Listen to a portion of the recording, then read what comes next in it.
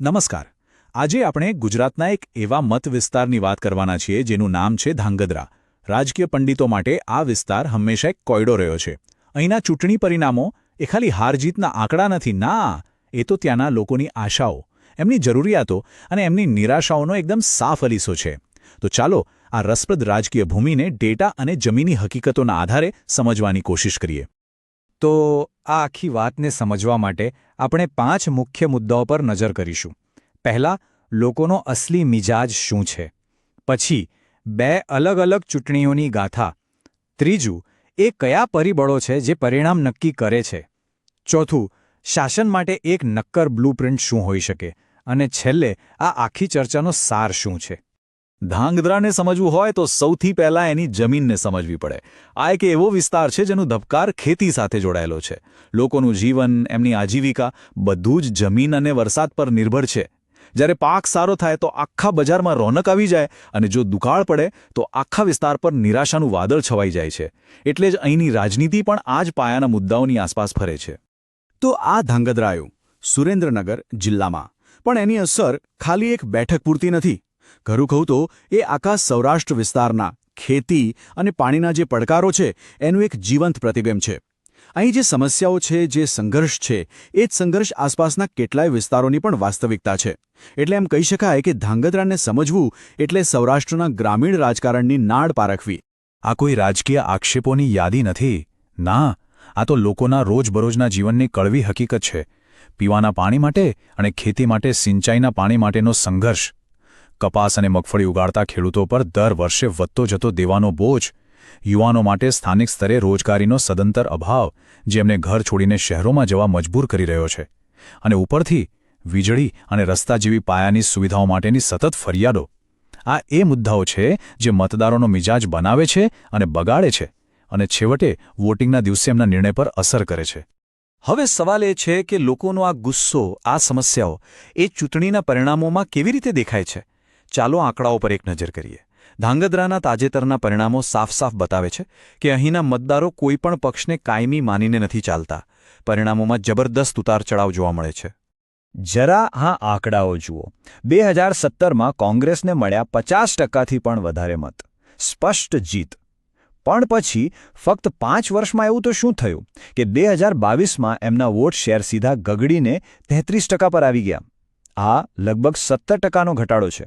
બીજી બાજુ ભાજપ 43%થી વધીને લગભગ 49% પર પહોંચી ગયું. આટલો મોટો સ્વિંગ એક જ વાત બતાવે છે. અહીં મતદારો કોઈ એક પક્ષ સાથે બંધાયેલા નથી. તેઓ કામના આધારે પોતાનો નિર્ણય બદલી શકે છે. અને બસ આ જ કારણ છે કે રાજકીય વિશ્લેષકો ધાંગધ્રાને સ્વિંગ મત વિસ્તાર કહે છે. અહીં મતદારોની વફાદારી કાયમી નથી. એને દરેક ચૂંટણીમાં જમીન પર કામ કરીને નવેસરથી જીતવી પડે છે. જે પક્ષ સ્થાનિક મુદ્દાઓને સમજશે, એના પર કામ કરશે, મતદારો એની તરફ ઝૂકશે. આ બેઠક દરેક પક્ષ માટે એક સતત પરીક્ષા જેવી છે. મતદાનની ટકાવારી પણ ઘણું બધું કહી જાય છે. જુઓ, 2012માં જ્યારે 75%થી વધુ મતદાન થયું ત્યારે એ ગ્રામીણ વિસ્તારોમાં પરિવર્તન માટેની એક આશા અને ઉત્સાહ બતાવતું હતું. પણ 2022માં જ્યારે આ આંકડો ઘટીને 68% થઈ ગયો ત્યારે એ શાસન પ્રત્યેની ઉદાસીનતા અથવા તો નિરાશાનો સંકેત હોઈ શકે છે. ખરેખર મતદાનની ટકાવારી રાજકીય મિજાજનું એક બેરોમીટર છે. તો આટલા મોટા ફેરફાર પાછળના અસલી કારણો શું છે? કોઈપણ ચૂંટણીનું પરિણામ જુઓ, મુખ્યત્વે 3 પાયા પર ટકેલું હોય છે. પહેલું, જ્ઞાતિનું ગણિત. બીજું, પ્રચારની વાર્તા એટલે કે નેરેટિવ. અને ત્રીજું, પક્ષનું જમીની સ્તરનું સંગઠન એટલે કે મશીનરી. ચાલો ધાંગધ્રાના કેસમાં આ ત્રણેયને બરાબર સમજીએ. ધાંગધ્રાનું સામાજિક ગણિત થોડું જટિલ છે. અહીં પાટીદાર, રાજપૂત અને ઓબીસી સમાજની ભૂમિકા ખૂબ જ નિર્ણાયક હોય છે. 2017માં ઓબીસી, ખાસ કરીને ઠાકોર સમાજના એકત્રિત મતોએ કોંગ્રેસની જીતનો પાયો નાખ્યો હતો. પણ 2022 આવતા સુધીમાં સમીકરણો બદલાયા. પાટીદાર સમાજનો ઝુકાવ ફરી ભાજપ તરફ થયો અને એ પરિણામમાં નિર્ણાયક સાબિત થયું. અને રાજપૂત સમુદાય, ખાસ કરીને જાડેજા કુળ, તો હંમેશાથી પ્રભાવશાળી રહ્યું છે. એમનો ટેકો જે પક્ષને મળે એનું પડડું ભારે થઈ જાય છે.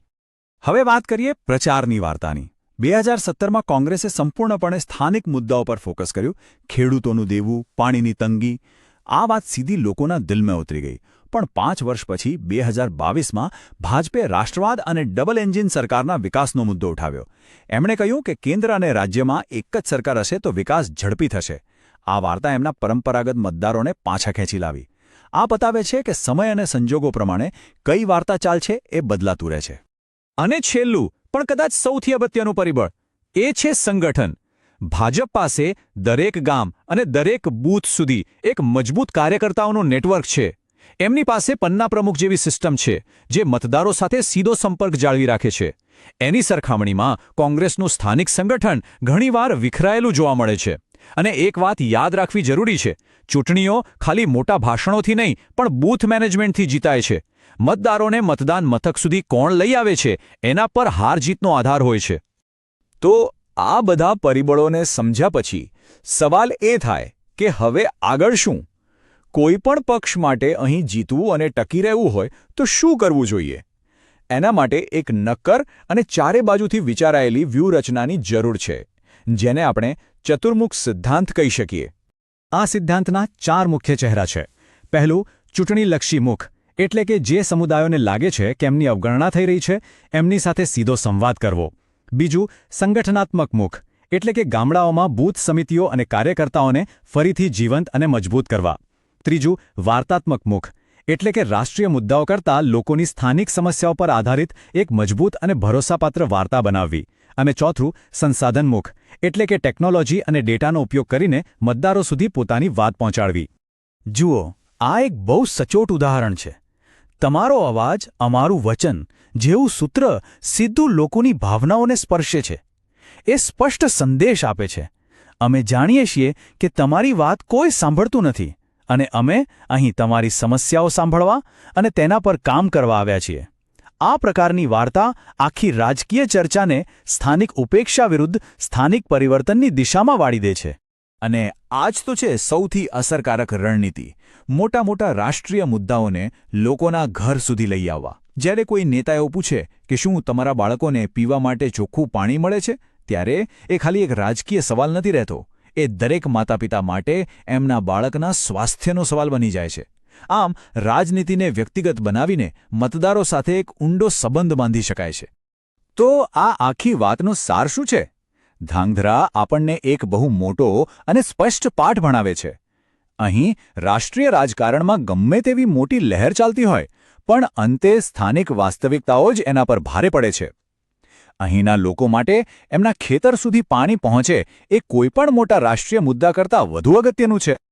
આ ટેબલ જુઓ, એ ફરીથી એ જ વાતને પાકી કરે છે કે લોકો માટે ખરેખર શું અગત્યનું છે. ડેટા એકદમ સ્પષ્ટ છે.